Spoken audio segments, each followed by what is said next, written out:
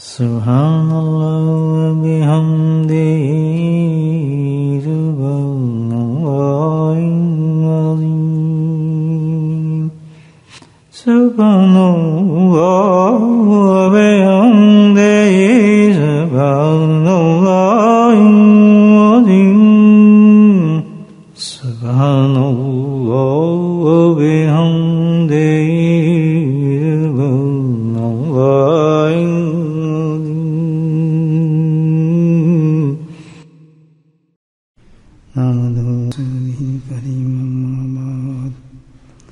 قال الله تعالى في القرآن المجيد فأعوذ بالله من الشيطان الرجيم بسم الله الرحمن الرحيم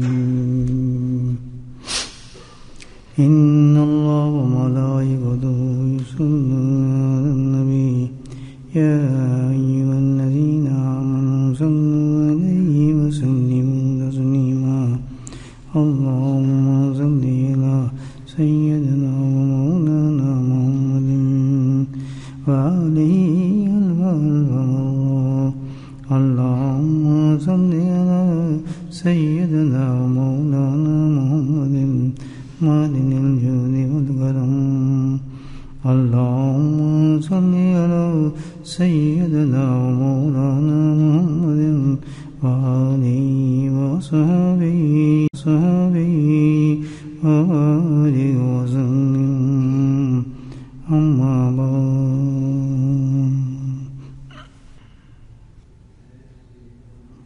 بہت سی عبادات تو خیر ہمارے سامنے ہیں اور ہم واقف ہیں عبادات سے اچھی طریقے سے ہم واقف ہیں عبادات سے کہ جو مسلوں پہ کی جاتی ہیں ہم عبادات سے واقف ہیں جو سجود میں کی جاتی ہیں ان عبادت سے واقف ہیں جو بیت اللہ میں جا کر کی جاتی ہیں یہ ساری عبادات ہیں جو اللہ پاک نے ہمیں دی ہم اس سے بخوبی واقف ہیں لیکن جو ایک عبادت ایسی ہے جس کا تعلق معاشرے کے ساتھ ہے اس عبادت سے ہم بہت کم لوگ واقف ہیں اور در حقیقت معاملہ ایسا ہے جو جس عبادت سے ہم ناواقف ہیں ہم نہیں سمجھتے وہ ان ساری عبادت کی جو میں نے آپ کو بتائی اس کی روح ہے یہ اور بہت بڑی عبادت ہے لیکن افسوس یہ ہے کہ ہماری بربادی کے آج وجوہات بھی یہی ہیں کہ ہم اس عبادت کو چھوڑ بھی بیٹھے ہیں واقف بھی نہیں ہے اہمیت بھی نہیں ہے اور کرتے بھی نہیں ہمارے نزدیک کوئی عبادت نہیں حالانکہ اللہ کے نبی صلی اللہ علیہ وسلم نے ارشاد فرمایا کہ میں تو بھیجا ہی اسی عبادت کے لیے گیا تھا اسی عبادت کے لیے میں آیا تھا میں تمہیں کوئی دوسری چیز سکھانے نہیں آیا تمام بلکہ وہ مکمل کرنے آیا تھا اس عبادت کو اللہ تعالیٰ نے فرمایا تو کون سی عبادت ہے جس کے لیے نہ کوئی مصلی کی ضرورت ہے نہ کسی سجدے کی ضرورت ہے نہ کعبے کی ضرورت ہے وہ کون سی عبادت ہے اب بہت اہم عبادت ہے وہ عبادت جو ہے وہ معاشرے میں کی جاتی ہے سوسائٹی کی عبادت ہے نہ مسجد میں کی جاتی ہے نہ بیت اللہ میں کی جاتی ہے بلکہ کیا ہے روزمرہ جو ہماری سوسائٹی ہے جو ہمارا معاشرہ ہے معاملات ہیں اس کے اندر اس عبادت کو کہا جاتا ہے کیا جاتا ہے اور وہ عبادت ہے حسن اخلاق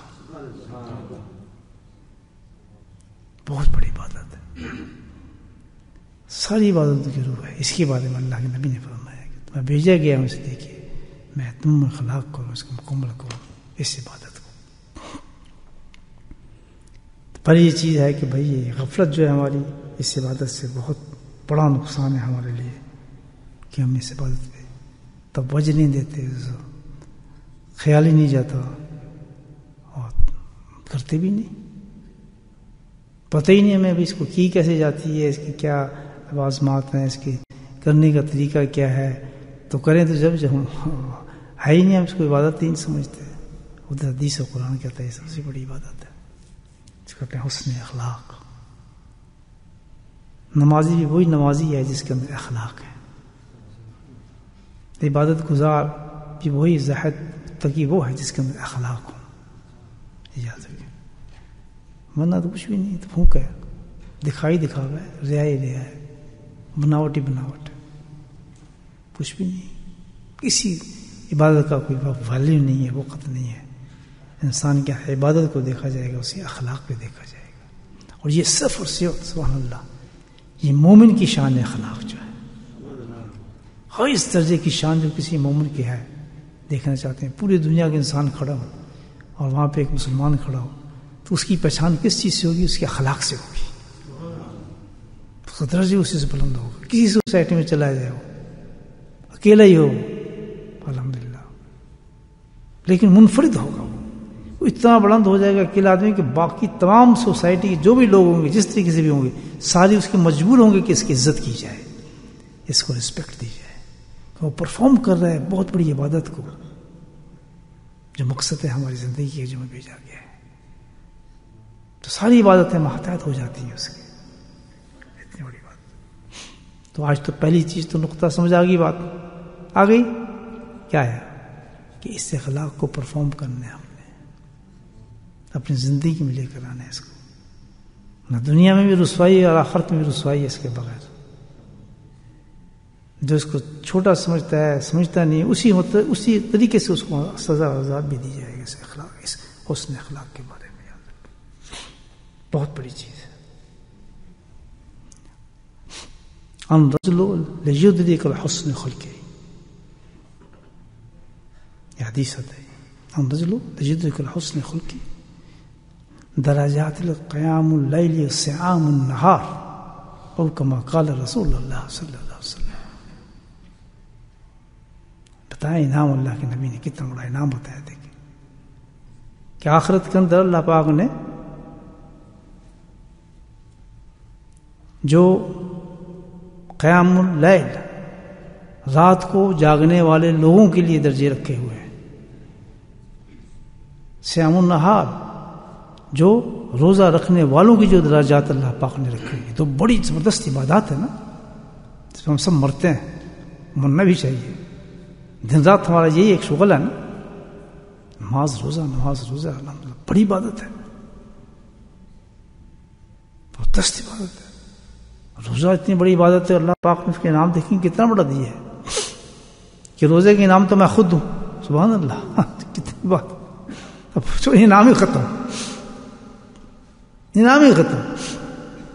تو کیا درجے ہوں گے روزدار کے، آپ مجھے بتائیں، جو اہتمام روزے کا کر کے رکھتا ہوگا، روزے کا اہتمام کر کے روزہ رکھتا ہوگا، جس کے لیے اللہ پاک فرمانے کہ اس کا بدل میں ہوں، کتنا بڑا ہوگا. ایک اور حدیث آتی ہے روزے پر کہ ایک روزے پر جو اللہ تعالیٰ بدلہ دیتا ہے اتنا ہے کہ 70 سال کی مسافت انسان چلے تو ایک روزے پر 70 سال کی مسافت کے برابر اس سے جہنم کو دور کر دیا جاتا ہے.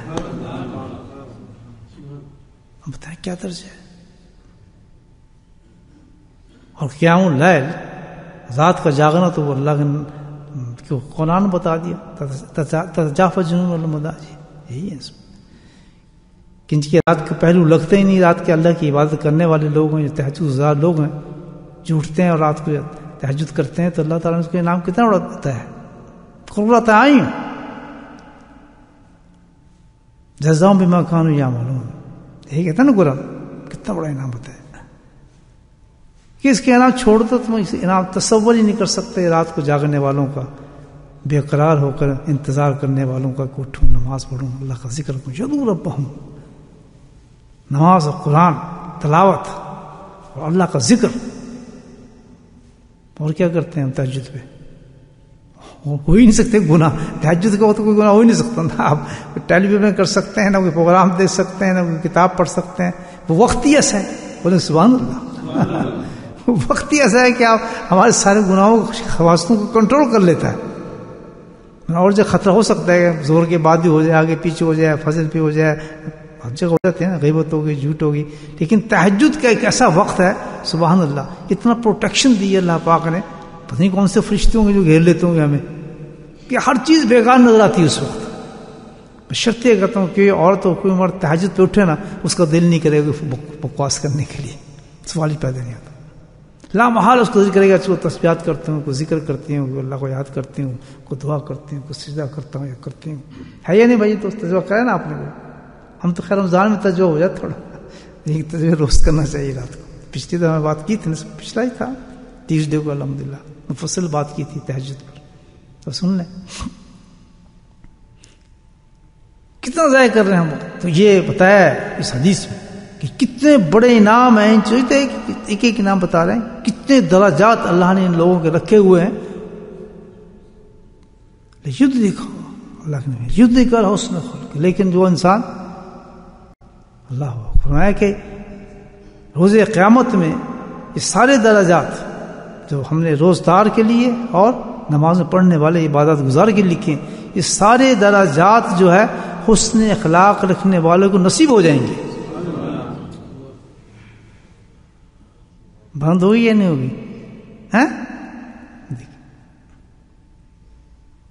دو قسم کے لوگ ڈیوائڈ ہو گئے. اس کا مطلب ایک وہ جو کثرت سے عبادت کرنے والے، سب کچھ کرنے والے، لیکن اخلاق کی طرف نہیں جاتے. سبحان اللہ. ایک وہ لوگ جو عبادت کے ساتھ اخلاق کو بھی بلند کرتے ہیں. دو قسم کے گروپ ہو گئے. آپ لوگ تو محنت کرنے والے لوگ ہیں الحمدللہ، اس لیے آپ سیکریفائز کرتے ہیں اپنی شکل، صورت، لباس، چلنا پھرنا، ذکر اللہ، صبح شام آنا. کمال درجے کا اللہ نے فضل فرمایا ایسے اس دنیا کے اندر، اس زمانے کے اندر. تو رشک ہے اس پر. تو پھر بھی راستہ سے ہی اختیار کریں. بات کرنے کا مطلب میرا یہی ہوتا ہے کہ ادھر ادھر نہ بھٹکیں. راستہ تو پھر بدل جاتا ہے نا انسان کا. اتنی محنت کرنے کے بعد بھی آدمی پھسل جائے تو پھر کیا مزہ آیا. اللہ پاک کتنے ہم سے مجاہدت کرا رہا ہے، کتنی محنتیں کرا رہا ہے، کتنا فضل ہے الحمدللہ. گناہوں پہ کنٹرول کرنے کی تزکیہ شیٹس کرتے ہیں، محنت کر رہے ہیں، ذکر بھی کرتے ہیں، شیخ کے پاس بھی جاتے ہیں، اپنے آپ کو شکل بھی تبدیل کی ہے، سیرت بھی تبدیل کر رہے ہیں. یہ بڑا فضل ہے. اس میں اگر شیطان آ کے کسی راستے کو بھٹکا دے، مارے گئے نا، پھر تو لڑک گئے. ہزاروں میں کروڑوں میں سے ایسے انسان بہت کم ملتے ہیں جنہوں نے کہا چلو بھائی دیکھتے ہیں یار اب تم اپنی زندگی کو بدلتے ہیں. سبحان اللہ. آپ لوگ بیٹھے ہیں ماشاءاللہ، اور نہ اس میں کوئی تکبر نہ کروں. اس لیے ہم کر رہے ہیں کہ بھائی اس میں ہماری یہ تو ڈیوٹی ہے، تو کرنا پڑے گا، نہیں تو بھائی ہم تو بیکار ہو جائیں گے. نفس بھی کھینچ لیتے آدمی. یہ مطلب نہیں ہے، مطلب مجھے پورا یقین ہوگا اس جماعت میں کوئی آدمی اپنے آپ کو افضل نہیں سمجھتا ہوگا کسی سے. سوال ہی پیدا نہیں ہوتا. افضل سمجھے تو یہ کام کیوں کرے؟ اپنے آپ کو گھٹیا سمجھتے تو یہ کام کرتا ہے، بڑا ذلیل ہو جاؤں، مجھے صحیح ہو جانا چاہیے. تو یہ چیز تکبر کو دور کرتی ہے. میں یقیناً کہتا ہوں کہ جو اسلام کو اختیار کرے گا اس میں کبر نہیں ہو سکتا. اپنے آپ کو اچھا کبھی نہیں سمجھے گا. اچھا وہی سمجھتا ہے. تھوتا چنا باجے گنا، ایک مثال ہے اردو کی، نہیں سمجھے آپ؟ تھوتا چنا باجے گنا. یہ جو چنا ہوتا ہے نا اندر جس کا کچھ نہیں ہوتا وہ بہت بجتا ہے. یہ تو ہندی کی مثال ہے نا، وہ کھڑکتا بہت ہے.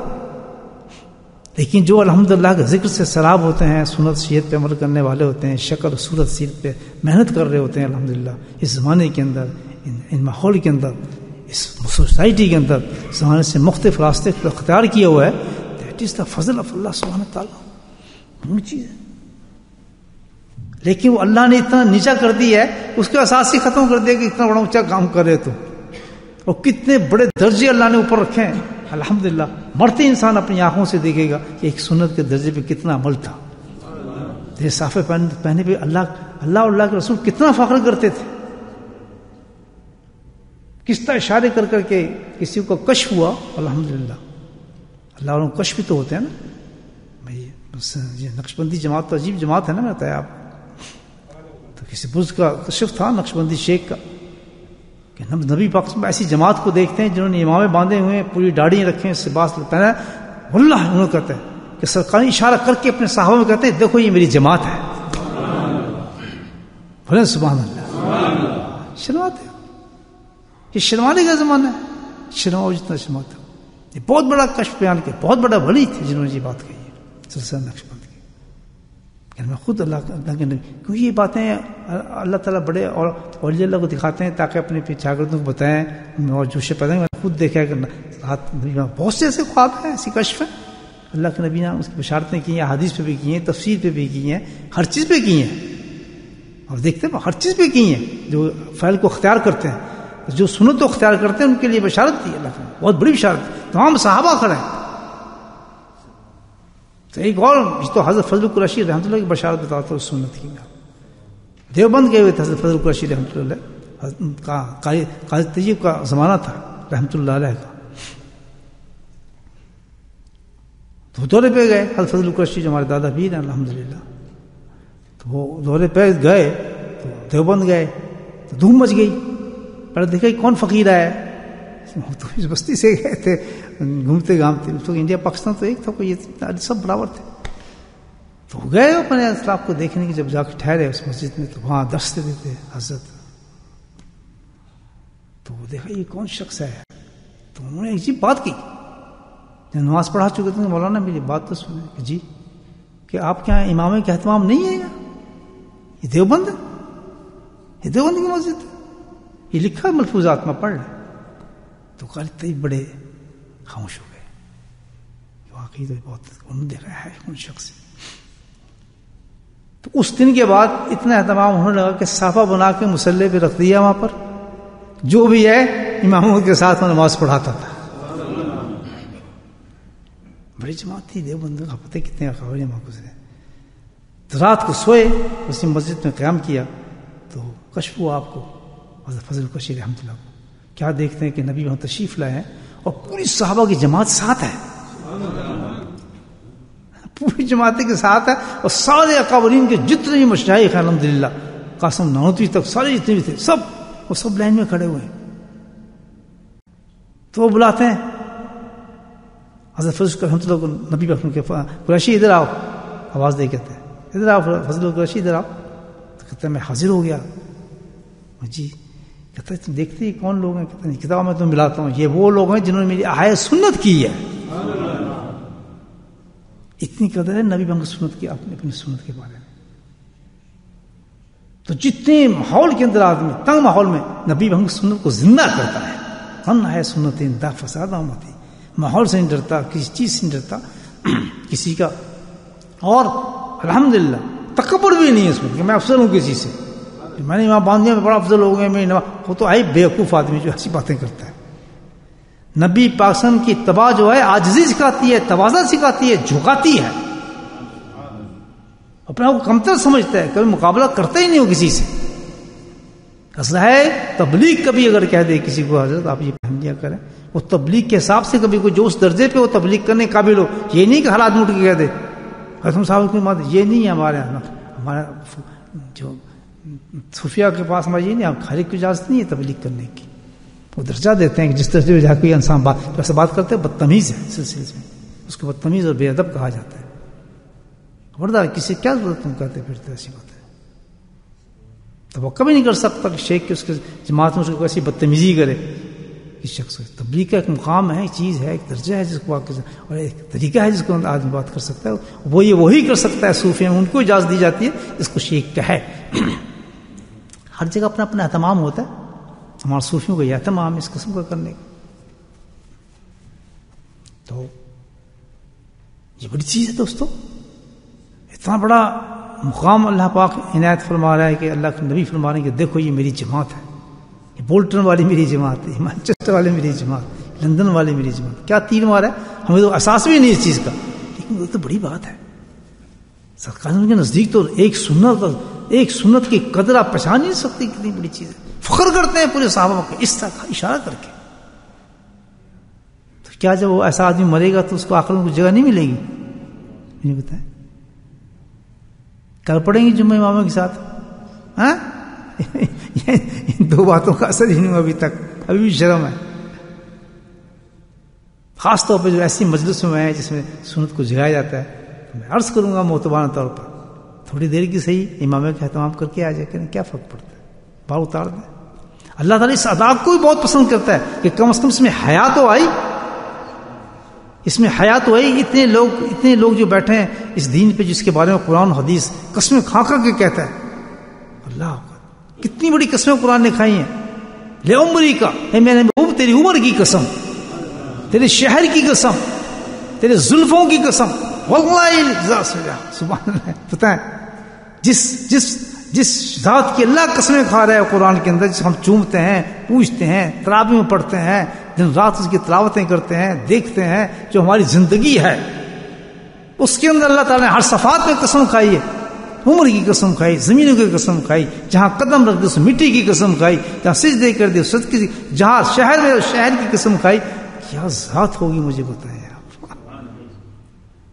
تو اس کے قسمیں کھانے کے بعد بھی یہ بھی کہا کہ خوش قسمت ہو، یہ بہت بڑی چیز ہے، اس کی نقل کر لو کام بن جائے گا. اس کی نقل کر لو کام بن جائے گا. نہ سمجھے بتاؤ اس کا کیا ہے؟ سمن بکم، یہ بھی قرآن کہتا ہے بکم فہم لا یرجعون. دو گئے ان کی ڈانٹ پڑ گئی، عورتوں کی ڈانٹ پڑ گئی ہے، مردوں کی ڈانٹ پڑ گئی ہے، آنکھوں پہ ڈانٹ پڑ گئی ہے، جسم کے اندر ختم ہو گیا سارا کچھ. یہ نہیں سمجھیں گے ان کو. آپ کسی مسجد میں بٹھا لیں، خانہ کعبہ میں کھڑا کر دیں، مدینے روزے کے سامنے کھڑا کر دیں، سمن بکم، یہ تو ان پہ تو مہریں لگائی دی اللہ تعالیٰ نے. جو ایسا انسان ہو جائے کہ جس کو نہ مسجد نبی میں اثر ہو رہا ہے، نہ خانہ کعبہ پہ اثر ہو رہا ہے، نہ اس کو کسی امام کی باتوں پہ اثر ہو رہا ہے، کسی وائز کی باتوں پہ اثر ہو رہا ہے، نہ کسی ذکر کا اثر ہو رہا ہے، تو پھر یہ سمجھ جائے کہ یہ جو آیت اتری ہے اس شخص کے لیے اتری ہے کہ تیرے دلوں پر جس میں مہر لگا دی گئی ہے.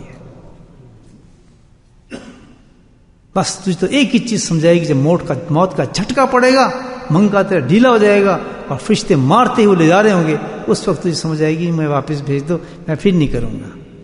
And that's too late then. میرے بھائی تو اس نے سب سے بڑی سنت ہے نبی پاک میں، کتنی بڑی بات بیان فرمائی. دو گروپ انسان ہو گئے، ایک وہ جن کا اخلاق بلند ہے کیونکہ سرکار سب سے بڑی سنت ہے، ایک وہ جو اپنی عبادتوں پہ گھمنڈ کرتے ہیں، اپنی ذوق پہ گھمنڈ کرتے ہیں، اپنی سجدوں پہ گھمنڈ کرتے ہیں.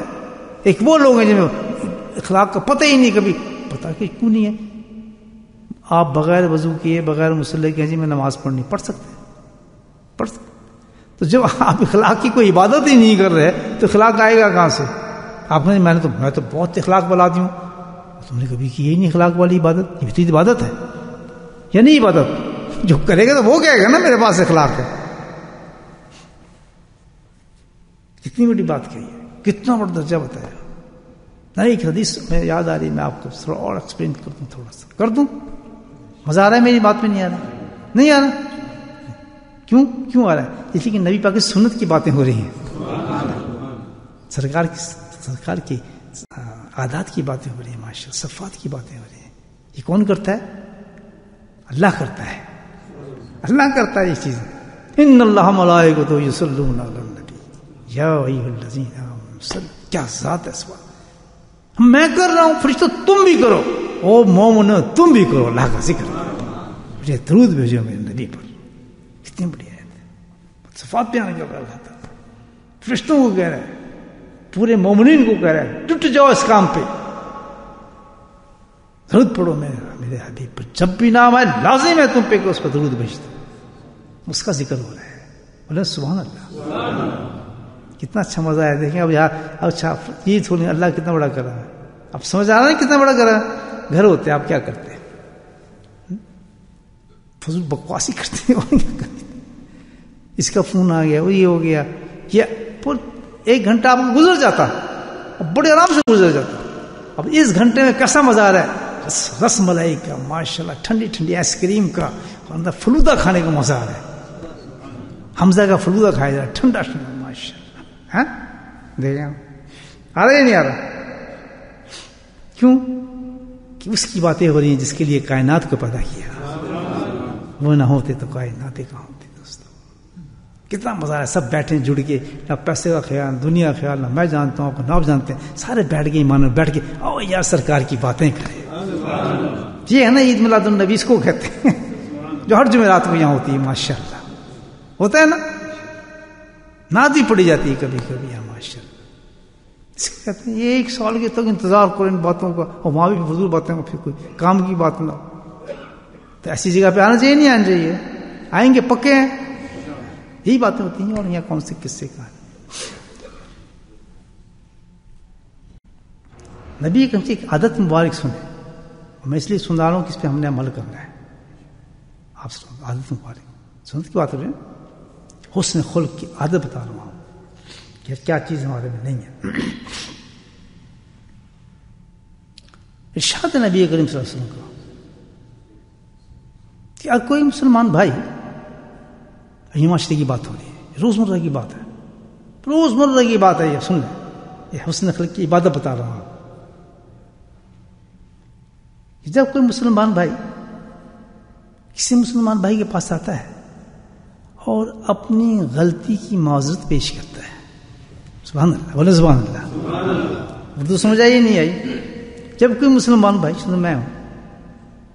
میں نے آپ کے ساتھ کوئی غلطی کر دی، غصہ تو آ جاتا ہے آدمی، بدتمیزی کر دی، کوئی ایسا ویسا کر دی، حرکتیں جو روز ہو جاتی ہیں، دکان پہ کھڑی ہوتی ہیں، باہر ہو جاتی ہیں، ادھر ہوتی ہیں، نہ جاننے والے سے ہو جاتی ہیں، گاڑی میں آپ جا رہے ہیں گاڑی میں بھی ہو جاتی ہیں، جانے دوسرا گزر اس کے ساتھ بھی ہو جاتی ہیں. ادھر اب اخلاق کی عبادت آ رہی ہے، اس پہ کیا انعام ملے گا؟ رات سے جاگنے والوں اور دن کا قیام کرنے والوں کو اس عبادت پہ ثواب ملے گا جو میں آپ کو بتا رہا ہوں. یہ وہ عبادت ہے. کیا شرط میں کہ کوئی بھائی ہے آپ کو غلطی ہوئی، یہ معاشرے کی بات ہے، بیوی سے ہو جاتی ہے، بچوں سے ہو جاتی ہے، آپ سے ہو جاتی ہے، خامد سے ہو جاتی ہے، تو فوراً ہمیں وہ عبادت کرنی ہے اور یہ ثواب لے لینا جو اللہ کے نبی نے بتایا. جیسے نماز کے وقت ہوتا ہے فوراً بھاگتے ہیں، کیوں کہ ثواب لینے میں نماز اٹھیں پڑھیں، کیا چیز پڑھتے ہیں؟ ثواب لینا ہے، روزے کو ثواب لینا ہے. تو یہ بھی عبادت سمجھیں اس کو کہ جب یہ موقع آ گیا تو فوراً اس پہ ثواب حاصل کرنے کی کوشش کریں، بڑا اونچا ثواب مل رہا ہے اس وقت. تو کیا کرنا چاہیے ہمیں؟ غلطی ہوگی، اللہ کی مت غلطی ہو جائے اور غلطی کے وہ بھائی جائے اس سے معذرت پیش کرے. تو پہلا حصہ جب ہم سے کوئی غلطی ہو جائے تو بھائی دل میں لے کے نہ بیٹھیں اس کو، بلکہ کیا کریں؟ یار مجھ سے زیادتی ہوئی ہے واقعی شخص سے. بیوی اگر سوچی ہاں یار میں خاوند سے زیادتی کر گیا، خاوند بھی ہاں یار میں زیادتی کر گیا، یا میں نے بھائی کے ساتھ زیادتی کی، بہن کے ساتھ زیادتی کی، خالہ کے ساتھ زیادتی کی، یہ پہلے سوچے اب کیا کرنا ہے. سنت آ رہی ہے، ثواب کمانا ہے ہم نے. پھر اس آدمی کے پاس جائے،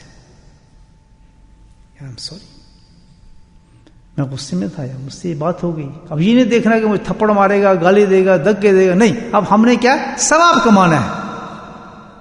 ہم نے یہ نہیں دیکھا ٹھنڈا پانی ہے، میٹھا پانی، ہم نے کیا کرنا ہے؟ وضو. آپ آ رہے ہیں گھر سے، پہلے ختم ہو گیا، آپ وضو کریں گے کہ چھوڑ دیں گے؟ ٹھنڈا پانی کریں گے نہیں کریں گے؟ بھائی کریں گے، لیکن وضو ہوگا. میرے ساتھ بھی ہوا ہے نا اس مسجد میں، ایک دفعہ پھنس گیا تھا، پر زندگی میں ایک ہی دفعہ وضو کیا اس مسجد میں، اتفاق سے اس کی ٹوٹی خراب تھی. تو بھائی ہو جاتا ہے نا، کتنی بڑی مسجد ہے سوچ نہیں سکتا، لیکن کیا ہے اللہ نے مجھے ثواب دینا تھا. وہ ویلر شورا ختم ہو گیا، شیش کرتے وضو کرنا نہ پڑا، نماز تو نہیں چھوڑ سکتا، کرتا ہے نا. تو ایسی سوچ یہ اب عبادت آ رہی ہے، اب جوتے پڑے جو کچھ بھی ہم نے کیا کرنا ہے کام بولیں، کیوں احساس جاگ گیا ہمارا کہ بھئی یہ میں نے غلطی کی ہے. دوست اس دکاندار کے پاس میں مجھے کیا ضرورت تھی بدتمیزی کرنی اس دکاندار سے؟ اس نے تو مجھے قیمت بتائی تھی، میں کیوں اڑ گیا؟ ہم جی وہاں سے لے سکتے ہیں گوشت، آپ بڑے دینے والے ہیں. اکثر دیکھا آپ گوشت میں لڑائی ہو رہی ہے، سبزی میں لڑائی ہو رہی ہے، کیوں بدتمیزی کر رہے ہیں؟ ہو سکتا ہے آپ بدتمیزی کریں، پھر واپس جائیں گے. ہو گیا کیا بات ہے، کیوں آیا؟ اب یہ ہوگا معاملہ، کیونکہ ثواب جو کمانا ہے آپ نے. اب آپ نے کیا کرنا ہے؟ معذرت پیش کرنی ہے. درجے بلند ہو رہے ہیں الحمدللہ، نہ کوئی مسلح، نہ خانہ کعبہ، نہ کوئی، لیکن کتنے درجے ہو رہے ہیں؟ اس سے اونچے درجے دیے جا رہے ہیں. جو اس کو ملے گا مقام وہ آپ کو مل رہا ہے، جو رات کو تہجد پڑھ رہا تھا اور صبح کا روزہ جس نے رکھا ہوا تھا. اس بڑی چیز ہے یہ تو صوفی سمجھاتے ہیں اس میں چیز ہے کیا، کیوں کر رہا ہے یہ کام. ابھی تو بتاؤں گا آگے آپ کو. اب دوسرا درجہ جس کے پاس آپ گئے اس کی طرف اخلاق بتایا جائے گا کہ تیرا کیا اخلاق ہے. بولے سبحان اللہ. تو آ گیا اس سے تو دعا دیا اپنے آپ کو، چلو معافی مانگے. اور بندر تیرا کیا اخلاق ہے، تیرے پاس جو یہ بندہ آیا ہے اس سے بتا رہے ہیں کہ سرکار اس کو کیا کرنا چاہیے. سمجھا نہیں بات؟ اس کو کیا کرے آپ؟ اب وہ دو قسم کے آدمی ہو جائیں گے. اس کا اخلاق اچھا ہوگا تو کیا کرے گا، اب بندر ہوگا تو کیا کرے گا، اخلاق. اب اللہ نے بھجا تجھے کیا کرنا چاہیے کہ اب تیرا کام یہ ہے کہ جب کوئی بندہ آ رہا ہے تیرے پاس اور معذرت کر رہا ہے تو تیرا اخلاق یہ ہوگا کہ تو اس کی معذرت کو قبول فرمائے، معاف کر دے. بولے سبحان اللہ. اللہ کیا بڑی عبادت ہے. میں کہتا ہوں کہ اتنی بڑی عبادت ہے کہ معاشرے کی ہزاروں لڑائیاں ختم ہو جاتی ہیں، قتل ختم ہو سکتے ہیں. اور قتل سے دڑ قتل، یہ تو جو جاہل علاقے ہیں تو ایک کے بدلے بعد دوسرا قتل، دوسرا تیسرا قتل لینے لگی ہوتی ہے. معاشرہ سمجھائے اس ایک اخلاق کی اس خطے سے اس کا آنا اور اس شخص کا ایکسپٹ کر لینا کہ میں تجھے معاف کرتا ہوں یار، چل قصہ ختم. بلند ترین ہو گئے دونوں انسان، کہاں سے کہاں پہنچ گئے. اب جس نے کام نہیں کیا، اخلاق کو توڑا، تو انعام جہاں رکھے ہیں تو ہمیں اب سمجھے یہ کتنا بڑا گناہ ہے جو دن رات ہم کر رہے ہیں کہ سرکار دوسرے کے اخلاق کی سنتوں میں عمل نہیں کر رہے. ہمیں یہ نہیں پتا کہ ہم کتنا بڑا گناہ کما رہے ہیں. ہمیں پتہ ہی نہیں کہ اس کا اخلاق نبی سنت ہمیں کیا کہہ رہی ہے، اس آدمی کے ساتھ ہم کیسے بہیو کریں. یہ پوری زندگی ہماری اخلاق پر ہے. کہ میں آپ کو ایک مثال دے رہا ہوں، نہ جانے کتنے گناہ ہم سے ایک دن میں سرزد ہو جاتے ہیں اس اخلاق کی جرم، جس کو ہمیں سمجھ نہیں سکتے. یہ تو ایک پرومنٹ ظاہر کر دیا میں نے آپ کو، یہاں کر دی ایک بات. تو پھر اس نے کیا کہہ دیا کہ جی میں نہیں کرتا، منہ پھلا لیا اس نے. اب کیا ہوتا ہے کہ اب یہ ایک بہت بڑا امتحان ہے کہ جب کوئی معافی مانگنے ہے تو اگلا جو اکڑ جاتا ہے، کیا بات ہے کیوں کیا تھا، وہ اور اکڑنے لگتا. دو قسم کے آدمی ہوتے ہیں، جو معافی دے گا وہ وہی دے گا جس کا اخلاق بلند ہوگا. یاد رکھیں جس کا اخلاق بلند ہوگا وہی دے گا. کبھی ہو نہیں سکتا جس کا اخلاق پست ہو اور وہ معاف کر دے. اس کو معافی مانگنے وہی جائے گا جس کا اخلاق بلند ہوگا. بد اخلاق انسان کبھی معافی مانگنے نہیں جائے گا. تو اس نے جب انکار کیا کہ نہیں کیا ہے، نہیں چل میں نہیں کرتا، چلو بھاگ جا، منہ پھیلے، ٹھیک ہے یار ٹھیک ہے، اور بس پتہ ہے یار ہو گیا. تو اب ادھر اللہ کا پتہ ہے کہ دیکھو اس کا کتنا بڑا گناہ ہے، تم اس گناہ کو سمجھتے ہی نہیں. اس شخص کو اتنا بڑا گناہ دیا جائے گا کہ ایک بندہ آیا ہے اپنے اخلاق کے ساتھ، اس سے معافی مانگ رہا ہے اور تو معذرت قبول نہیں کر رہا، تو تجھے گناہ اتنا دیا جا رہا ہے. اللہ کے نبی فرماتے ہیں اتنا کہ جیسے کہ کسی پہ ظلم، قتل، برباد کرنے کے بعد ظالم اور زیادتی والے گناہ کی سزا دی جائے گی، وہ تجھے وہ دی جائے گی. وہاں تک انسان کیوں پہنچا؟ اس کا اخلاق اچھا نہیں تھا. اگر اخلاق اچھا ہوتا تو خوشی سے معاف کر دیتا اس کو. دیکھیں کتنا فرق ہے ایک اچھے اخلاق والے کے برے اخلاق والے کا.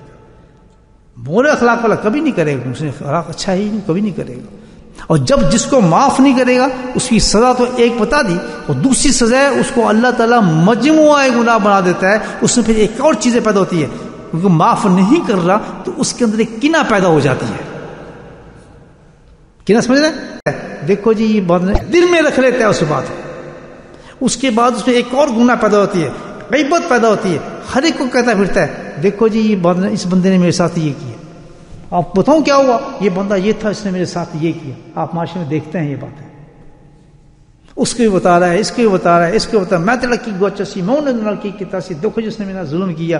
تو کیوں کہ بد اخلاق انسان تھا، اس کو اب سزا دی جائے کہ تم نے اپنے اخلاق کو اچھا نہیں کیا. ایک گناہ کے بعد 10 گناہ اس کو پیدا ہونے شروع ہوتے ہیں، کینہ آ جاتا ہے، حسد آ جاتا ہے، اس میں غیبت آ جاتی ہے، مجموعہ گناہ بنا دیا جاتا ہے. اور جس وقت بد اخلاق مرتا ہے جہنم کے نیچے گھڑے میں پھینک دیا جاتا ہے.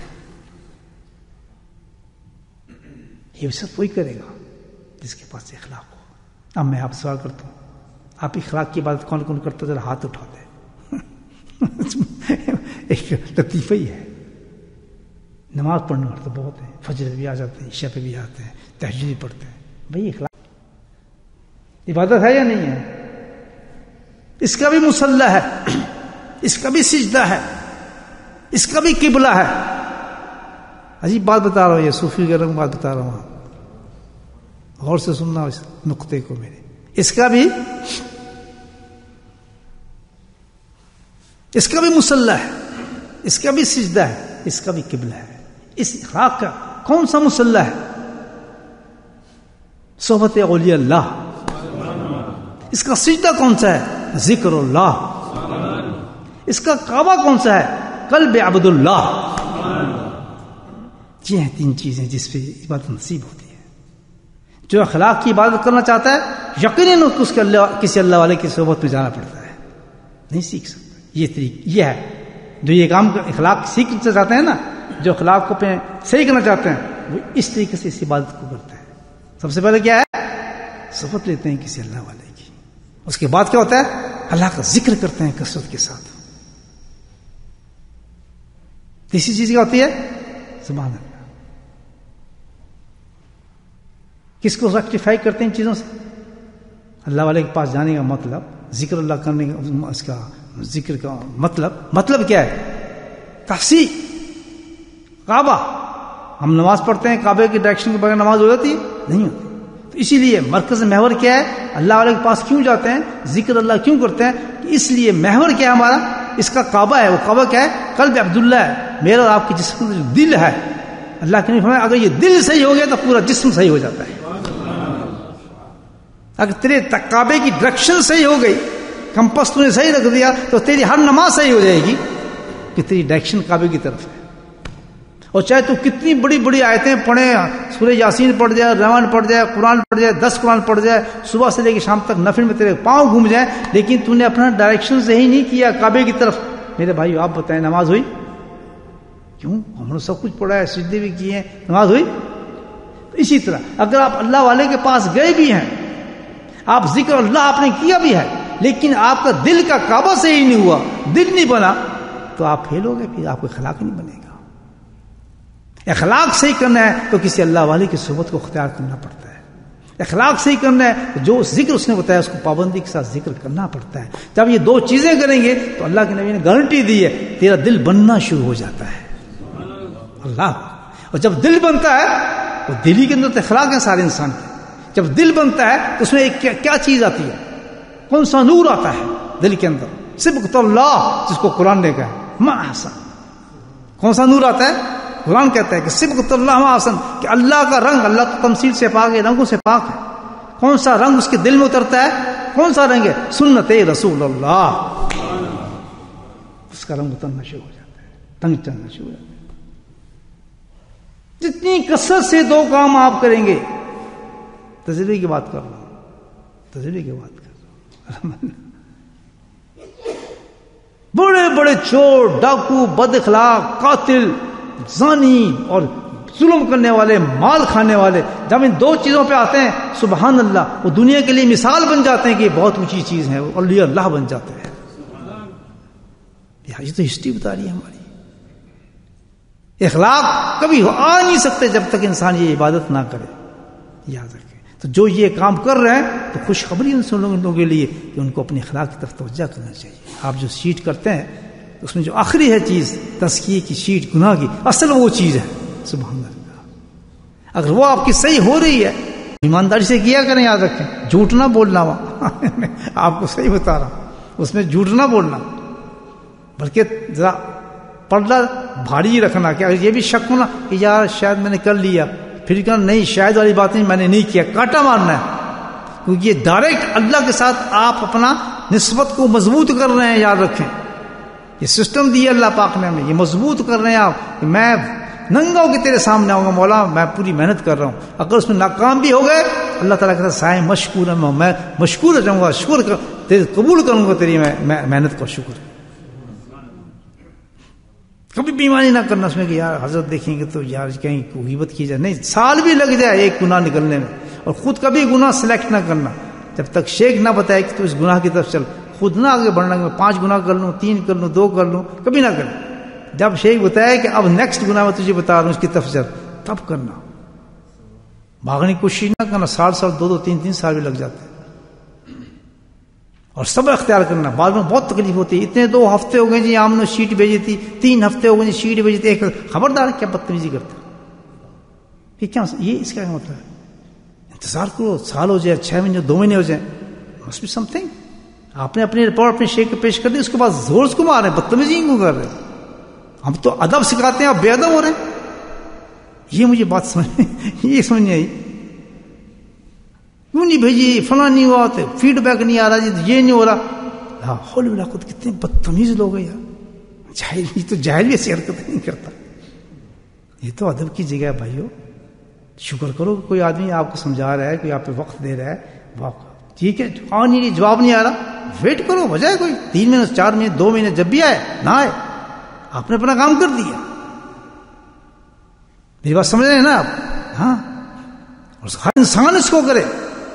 بہت عمدہ الحمدللہ اللہ نے انعام دیا ہے کہ گناہ نکھرتے چلے جاتے ہیں، اخلاق بننا شروع ہو جاتا ہے آدمی کا. تو اب خلاصہ سرنامہ ہے جو آج کا تقریر تھا، عنوان جو تھا وہ کیا تھا کہ ہم اپنے اخلاق کو صحیح کریں. تھن نام تقریر یہی ہے کہ ہم اپنے اخلاق کو صحیح کریں. تو اخلاق کو صحیح کرنے کے لیے ہمیں اپنے شیخ کے پاس جانا چاہیے, کسی اللہ والے کے پاس جانا چاہیے. یہ نہیں میں کہہ رہا کہ میرے پاس ہے اس کے پاس, نام نہیں دیا جاتا. خود جہاں دل آپ کا کھینچے اس کو شیخ بنائیں. نہیں کہتے ہیں جو لڑکی تمہیں پسند ہے اس سے شادی کرو, ہم مجبور کیوں کریں؟ جب تمہیں کہ لڑکی پسند نہیں ہے ہم کہیں نہیں جس سے شادی کرو اس سے شادی کرو, نکاح ہوگا, زبردستی ہو جائے گا, تھوڑے دیر میں طلاق ہو جائے گا, آپ دوسری کر کے بیٹھ جائیں گے, نہ اس کی بنی نہ بنے گی. تو کہتے ہیں بہتر یہ ہے اس لڑکی کو شادی کریں جو لڑکی آپ کو پسند ہے, تاکہ جھگڑے نہ ہو. لیکن پچھلے زمانے میں شادی میں ابھی لڑائیں چل رہی ہیں, بچے بھی پیدا ہو گئے, میں طلاق دے دیا, میں نہیں رہتا, تو نہیں رہتا, فلاں جھگڑے دیکھ رہے ہیں گھر میں. اس کی وجہ یہ ہے کہ ہم نے تناسب نہیں رکھا آپس میں کہ کیا ہم اس آدمی کے ساتھ میں چل سکوں گی, یا وہ آدمی سوچے میں اس کے ساتھ چل سکوں گا. ہم نے ایک دوسرے کو انڈرسٹینڈ نہیں کیا, سمجھا نہیں, پر دڑا دڑ دھکا دیا. تو پھر یہ حالت ہے. تو اسی طرح شیخ کے معاملے میں جلدی نہ کریں. جیسے اللہ والا آ گیا, سب ہاتھ بات کریں, آپ بھی کھڑے ہیں بات کر لو, بعد میں آپ کو دلیاں سے اس کی طرف یہ کو بات جس سے آپ نے بیعت ہونا ہو اس کی صحبت میں بیٹھیں, اس کی باتوں کو سنیں, اس کے سمجھ جائیں, اور جہاں دل پہ اٹک جائے فوراً حضرت نے کہ شیطان کو وسوسہ نہ آ جائے, حضرت مجھے بیعت کر لیں, پیش کرتے ہیں. اس کے بغیر میں آپ کو بتاؤں اخلاق سنور نہیں سکتے. ساری تاثیر اس عبادت میں رکھی ہے, اور اس عبادت میں یہ 3 چیزیں ہیں جو میں نے آپ کو بتائیں. جو اپنے اخلاق کو صحیح کرنا چاہتا ہے, جو عورت اور جو مرد, یہ کام کرے, ورنہ تکبر بھی آئے گا, غرور بھی آئے گا, فخر بھی آئے گا, شیطانیت بھی آئے گی. کوئی عبادت ایسے رنگ میں نہیں چلے گی جس کو اللہ تعالیٰ خوشی کے ساتھ دیکھیں گے آپ کی. جس نے تو محنت نہیں کی اخلاق کے اوپر, اور پھر ہم یہ سوچیں گے ہمارے اخلاق خود بخود صحیح ہو جائے گا. وہ سب سے بڑا بندر ہے, اس میں عقل ہی نہیں ہے. خود بخود آج تک کچھ بھی نہیں ہوا, خود بخود تو کچھ بھی نہیں ہوا. کوئی آج تک گاڑی نہیں ایسی بنی کہ آپ بیٹھیں اور چلنا شروع ہو جائے. یہاں تک تو آ گئی پیٹرول کی جگہ پتہ نہیں کیا الیکٹرک آ گئی, وہ سب آ گئے, لیکن میں نہیں سمجھتا کوئی گاڑی ایسی بن جائے آپ بیٹھیں کچھ بھی نہ کریں چلنا شروع ہو جائے. آج مسجد میں جا رہے ہیں, آپ سوچتے ہیں میں اس مسجد میں مڑ جائے. آج تک بنی کوئی ایسی گاڑی نہیں پتہ. تو اس تو کرنا پڑتا ہے. اگر آپ اخلاق کو صحیح کرنا چاہتے ہیں, میں کرنا چاہتا ہوں, get up, do something for that, Allah will help us. کریں گے نہیں ہو جائے, مشکل ہے. سب سے مشکل جگہ تو جہنم ہے, جس سے بچنے کے لیے اللہ تعالیٰ یہ سب باتیں سنوانا بھی ہے اور مجھ سے کہلوانا بھی ہے. اللہ پاک ہم کرنے کی توفیق نصیب فرمائے.